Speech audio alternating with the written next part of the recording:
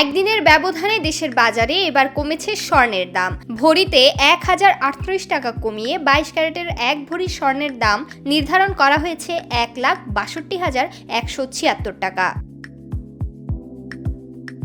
রোববার 13 এপ্রিল সন্ধ্যায় এক বিজ্ঞপ্তিতে এ তথ্য জানিয়েছে বাজুস। সোমবার তথা পহেলা বৈশাখ থেকেই নতুন এ দাম কার্যকর হবে। বিজ্ঞপ্তিতে বলা হয়, স্থানীয় বাজারে তেজাবি স্বর্ণের মূল্য কমেছে, ফলে সার্বিক পরিস্থিতি বিবেচনায় স্বর্ণের নতুন দাম নির্ধারণ করা হয়েছে। নতুন দাম অনুযায়ী প্রতি ভরি 22 ক্যারেট স্বর্ণের দাম পড়বে 1,62,176 টাকা। এছাড়া 21 ক্যারেটের প্রতি ভরি 1,54,805 টাকা, 18 ক্যারেটের প্রতি ভরি 1,32,690 টাকা এবং সনাতন পদ্ধতির প্রতি ভরি স্বর্ণের দাম 1,09,537 টাকা নির্ধারণ করা হয়েছে।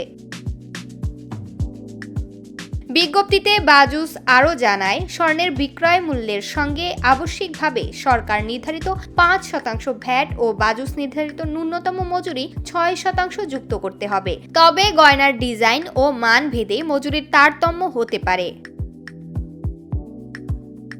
এর আগে শনিবার ভরিতে 4,187 টাকা বাড়িয়ে 22 ক্যারেটের 1 ভরি স্বর্ণের দাম 1,63,214 টাকা নির্ধারণ করেছিল সংগঠনটি, যা ছিল দেশের ইতিহাসে স্বর্ণের সর্বোচ্চ দাম।